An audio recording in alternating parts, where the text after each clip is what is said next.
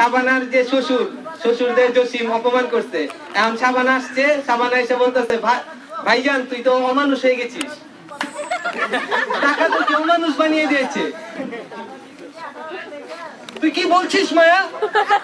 টাকার জন্য আমি মানুষ হয়েছি? না মায়া না, টাকা কখনো লাটের চরিত্রকে কিনতে পারিনি।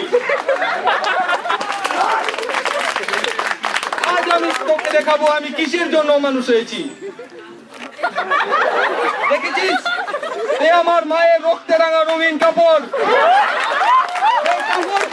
মা একদিন এসেছিল তোর শ্বশুরের কাছে ভিক্ষা চাইতে, আর তোর শ্বশুর ওই দামি সিঁড়ি থেকে লাথি মেরে ফেলে দিয়েছিল আমার মাকে, আর সেই থেকে আমরা মাকে হারিয়েছি, আমরা হয়েছি এতিম।